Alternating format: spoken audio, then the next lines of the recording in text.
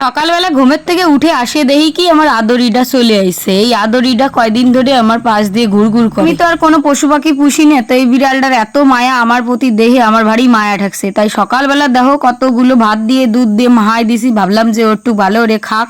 আদরি এমন আদরি যে দুধ দিয়ে ভাত মাখাই দিছি, সে দুধ খাইয়ে নিচ্ছে চাটি চেটে, কিন্তু ভাতগুলো খাচ্ছে না। এত বড় খারাপ হয়েছে। আমি ওরে দুধ ভাত মাখাই দিছি, এইদিকে কটা গুঁড়ো গাড়াও চলে আইসে। দেখছি যে কাকিমা কি করে দেহি দাও, দাঁড়ায় দাঁড়ায় দেখছি। ওরে বাবা, নাপিত কটা এই যে জিওল মাছ দিয়ে গেছিল, সেই নাপিতির জিওল মাছ এখনো অব্দি খাওয়া হয় নাই। দুটি আর কি রয়েছে, আজকে ভাবছি যে এগে দিয়ে একটু ঝাঁকানাকা জিনিস বানাবো। যখন ছোট ছিলাম তখন মা এরকম অনেক রকমের রেসিপি বানাতো কাঁচা কাঁচা, তখন আমার পছন্দ হতো না, নৌসে আটতো না। এখন বিয়ে ওরে যাই শৌর বাড়ি আইসি, তখন করি ইচ্ছে করে যে এরম এরম রেসিপি বানাই খাই মার মতো। তাই আছে না, মা আরে যখন ছাড়ে চলে আসবা তখন মার কথা বিশাল মনে পড়ে, থাকতি তো তোমরা দাম দিবা না, ওইটা হইছে আমার ক্ষেত্রে। আজকে বানাবো জিএল মাছের ভাপা, ওই টিফিন কাঠির ভিতরেই জামাই বানাই, তোমরাও তো বানাই দেখছো, এই ফিলেই আজকে বানাবো। জিএল মাছটা কাটতে যে আমার পরানটা দুর্বুর দুর্বুর করে, কারণ কি যখন তখন কেতা দিতে পারে, এর কোনো গ্যারান্টি নেই। একটু 19 বিষ হলি, তারপরে দাও ভালো করে তেল মশলা দিয়ে মাহাসি যে তুই আমারে কেতা দিবি, তোর কেতা দেওয়ার কোনো সামর্থ্যই নাই আমারে। তাই জন্য দেখো এখন ভালো করে মাখাই, এখন দেবো ভাতের ভিতর সেদ্ধ।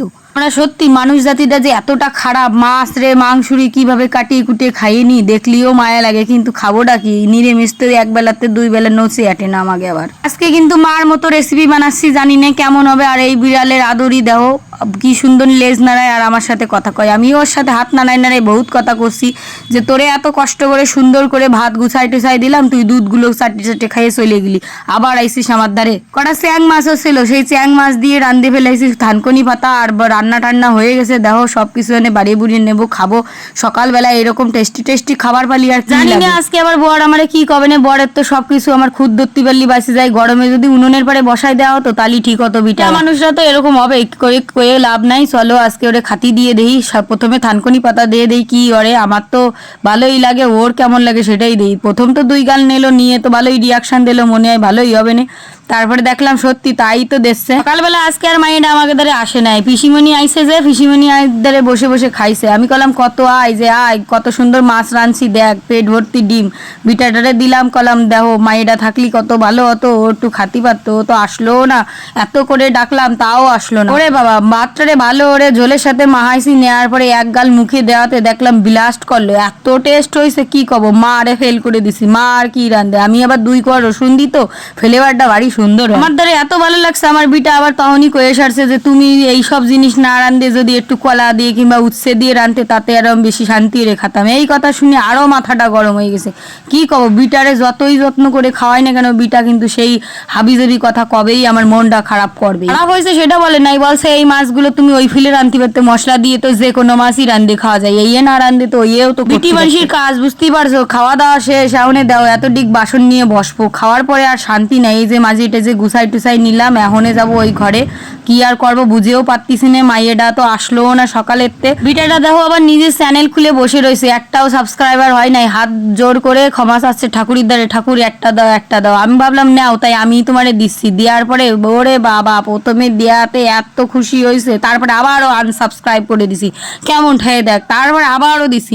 মজা দেখতেছিলাম যে একটা সাবস্ক্রাইবার বানাতি কি কষ্ট হয়, একটা ফলোয়ার বানাতি। তারপরে বিটার কষ্ট তো দূর করেই দিলাম। এদিকে দেখো আমার মায়ের নাচন কাচন শুরু করছে। মায়েরারে কলাম তো যা লাগবে না যা লাগবে না। একটার সময় আমার শাশুড়ি কয় কি চলো আজকে মায়াপুরি নিয়ে যাই তোমাকে, তোমরা যাই ঘুরিয়ে আসেনি। তো মন চাচ্ছিল ওই যে সকালবেলা মাছের ঝোল ভাত রাঁধছি, ওইটা থুই আর যাতে ইচ্ছা করতেছে, এত টেস্ট হয়েছে। তাই জন্য কলাম মায়াপুর আজকে যাব না। তাই শুনে শাউরিও কয়েকখান কথা শুনোই দিল, নিজেরা তো কোনো জায়গা আমাকে নিয়ে যাবা না, আমরা বুড়ো বুড়ি হয়ে তোমাকে নিয়ে যাচ্ছি, তাতেও তোমাকে জ্বালা জাতি হবে না তোমাকে। শাশুড়ি মা খানিক রাগ দেখালো, ননদও কতবার রিকোয়েস্ট করলো, শ্বশুর মশাই বলতি শুধু বাদ রাখছে। যাই হোক শ্বশুর মশাইয়ের সম্মানটা হানি করতে চাইনে, তাই জন্য শ্বশুর মশাই না কইছে, ভালোই হয়েছে, সম্মানটা তো থাকলো। আমার ননদরে দেখো কি মিষ্টি লাগতেছে, একটা লাল পরি লাগতেছে। দেখো গাড়িও কিন্তু কইছে যে তোমাকে বাস গাড়িতে যাওয়া লাগবে না, গাড়ি ভাড়া করতেছি, যাই এনে ভালো হবে না। তাও আমি শুনি নে, কি খারাপ আমি বৌমা এইভাবেই হই জানো তো। সত্যি কথা কইতে কি এই গরমে আমার জ্বালাপালা হয়ে যাচ্ছে, সেই জন্যই যাই নেই। দেখো এই যে গাড়ি ছাড়িয়ে দেবে কতবার করে, যাওয়ার সময় অবধি কলো যে যাও দাও চলো চলো, তাও আমি শুনি। এটাও অনেকবার কইছে, তাও শুনি নেই। মানে কত খারাপ পর্যায়ে হলেই আমি এরকম করতে পারি। তারপরে দেখো কি আর করবে, হবে, মনের দুঃখে সবাই টাটা দিল। চলো ওনরা যাক। আজকের মিনি ব্লগটা কেমন লাগলো তোমরা কিন্তু কমেন্ট করে জানাবা। আর আমি এইভাবে কথা করছি যে তোমাকে আবার মান সম্মান যাচ্ছে নাকি সেটাও কবা। তো কইছি ছোটবেলাতে মাতৃভাষায় কথা করতে করতে এমন অভ্যেস হয়ে গেছে, ভদ্রভাষা বাড়োই না, কি আর করবো, শিক্ষা দীক্ষা মা বাবা দেয় নাই, নিজেও পাইনি, আর দেহেও কাটতে শিখতে ইচ্ছা করে না। যা ভাল লাগে তাই কথি তালে থাই, যেটা ভাল লাগে সেটা করি। দুঃখ বাদ দিয়ে দিই, মায়াপুর এখনো অবধি যাওয়া হয় না, এই বুড়ো হয়ে গেলাম, তারপরে কবে যাবো জানি না, ভগবান কবে নেবে, কবে জাতি পারবো বাবার স্থানে। দুগ্গা দুগ্গা করে গাড়িটা এখন ছাড়িয়ে দেবে। মায়েরাও ভাবতেছে মা গেল না, কিরম নিষ্ঠুর মা এরকম হতে পারে। শাওরিটাও ভাবতেছে কিরম বিটার বউ পাইছি জীবনে, ছি।